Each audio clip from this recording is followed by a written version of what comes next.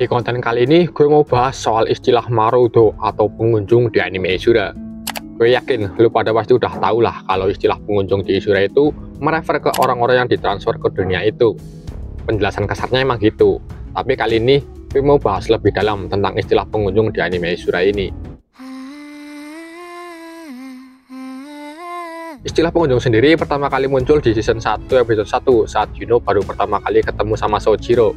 Dan kalau kita lihat di light novel, tepatnya di volume 1 chapter 1, di situ dijelasin kalau pengunjung itu seseorang yang berasal dari tempat lain yang datang ke dunia Ishura, yang kadang membawa kemakmuran atau kabar buruk di dunia Ishura ini. Kemudian di scan selanjutnya, saat Sojiro bertanya soal seni kata, Yuno memberitahu informasi penting bahwa pengunjung tidak bisa memakai seni kata. Ini mungkin agak ribet ya, jadi gue bakal jelasin dulu secara singkat soal seni kata. Sederhananya, seni kata itu punya dua konsep. Pertama, seni kata bisa memerintahkan sebuah fenomena kepada alam. Rasminiya membagi kemampuan ini menjadi 4 dasar, yaitu seni kekuatan, seni termal, seni kerajinan, dan seni kehidupan. Kita sebut aja ini sebagai skill aktif. Yang kedua, seni kata bisa menjadi semacam Google Translate yang auto-translate bahasa asing yang kita dengar selama kita punya tatanan bahasa yang jelas.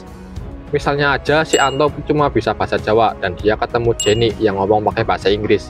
Nah, karena ada konsep seni kata, Anto yang harusnya dengar Jenny ngomong pakai bahasa Inggris, dia justru dengar Jenny ngomong pakai bahasa Jawa. Simpelnya gitu, mau aja kalian paham lah. Nah, konsep kedua ini kita sebut aja sebagai skill pasif. Kalau kita tarik perkataan Yuno ke Sojiro yang ini nih, Maruto ni wa tsukaenai chikara datte naratta wa. Maruto ga ita kanata wa butsuri housoku nomi no sekai. Oto no kotoba dake de hanashite iru kara nishiki ga oitsukanai tte. Sederhananya, pengunjung bisa pakai skill pasif, tapi mereka nggak bisa pakai skill aktif. Selain itu, anime Ishura ini agak berketerbalikan sama anime Isekai pada umumnya. Kalau kita lihat anime Isekai pada umumnya, saat seseorang masuk ke Isekai, mereka bakal dapat kekuatan super. Iya nggak? Iya dong. Gak usah gue sebutin contohnya, kalian pasti udah setuju sama pernyataan ini. Nah, di anime Ishura, justru sebaliknya. Karena seseorang punya kemampuan super di dunia mereka, itu sebabnya mereka terlempar ke dunia Ishura. Contoh sederhananya aja Sojiro lah. Ya ini termasuk anomali di bumi karena punya kemampuan pedang di luar nalar sama intuisi super yang bikin dia jadi dibuang ke dunia Ishura. BTW jangan salah paham dulu, gak semua penyimpangan dari pengunjung itu berhubungan sama pertarungan. Ada juga pengunjung yang penyimpangannya berupa kata zaman berbisnis atau observasi di luar nalar. Nah selain itu, pengunjung juga tidak menua. Usia mereka bakal tetap seperti saat awal mereka dibuang ke dunia Ishura. Hal ini pernah disinggung sama Hiroto pas ngobrol sama Kazuki di tebing di dekat kota Okahu. Dari segi kondisi fisik sendiri juga udah jelas. Lihat aja Hiroto yang berumur lebih dari 70 tahun. Kondisi fisiknya masih kayak bocah umur 15 tahunan. Tapi meski pengunjung gak menua, bukan berarti mereka abadi ya. Mereka tetap bisa mati kalau sakit atau dibunuh. Contohnya aja si Daka itu. Dia juga bisa mati kayak makhluk pada umumnya. Cuman ya kelebihan pengunjung itu mereka awet muda. Dan bahkan bisa dibilang mereka nggak bakal jadi tua. Selain itu, dari obrolan Hiroto dan Kazuki, kita juga bisa nyimpulin kalau pengunjung itu bukan cuma Winia.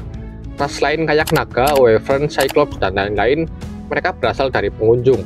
Kalau kita tarik jauh ke belakang, kita bisa nyimpulin kalau leluhur dari semua makhluk di dunia Ishura itu berasal dari pengunjung.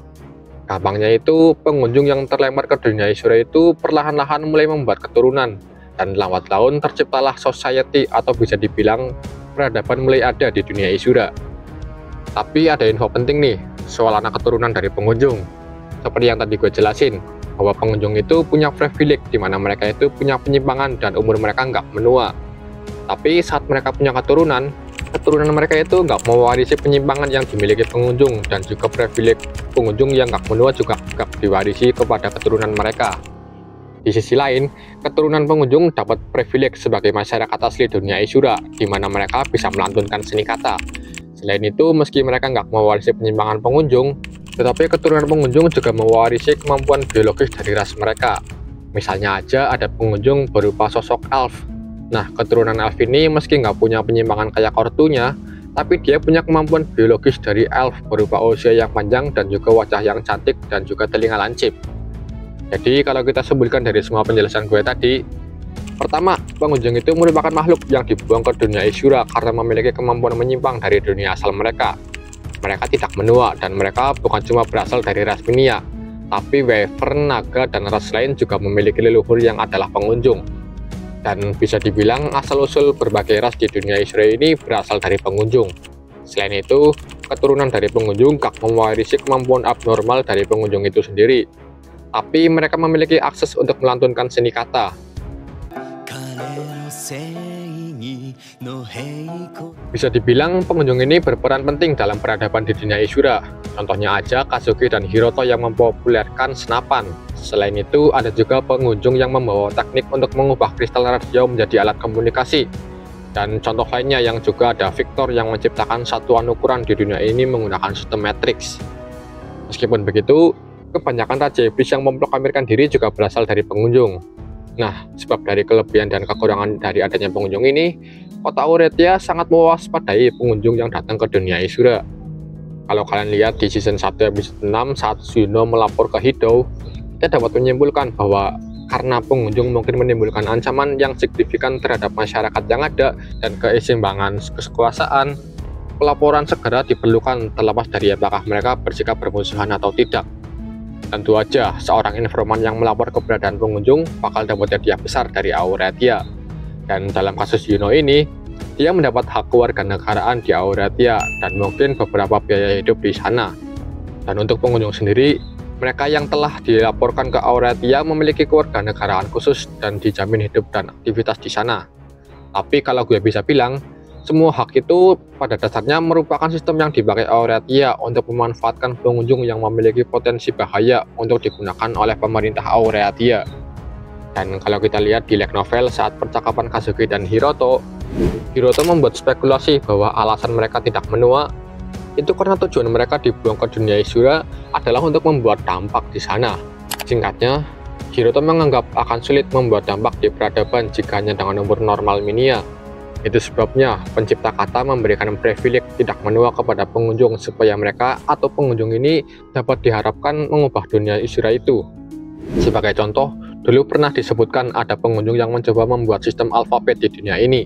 Tapi sama halnya dengan pengunjung yang nggak bisa memakai seni kata, para penduduk dunia Isura yang udah dapat skill pasif seni kata, mereka kesulitan memahami konsep ini yang menyebabkan baca tulis di dunia Isura jadi tertinggal jauh.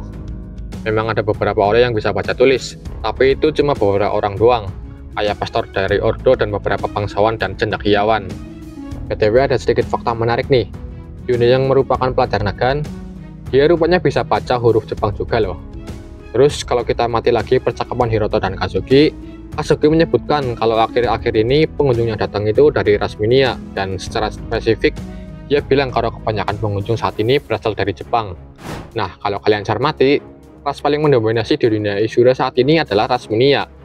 Alasan utama kenapa ras Minia menjadi ras paling mendominasi di dunia Isura adalah karena pengunjung yang akhir-akhir ini datang ke dunia Isura adalah Minia juga. Gampangnya, para pengunjung ini membawa ilmu pengetahuan dari dunia lain dan menyebarkan ilmu-ilmu itu.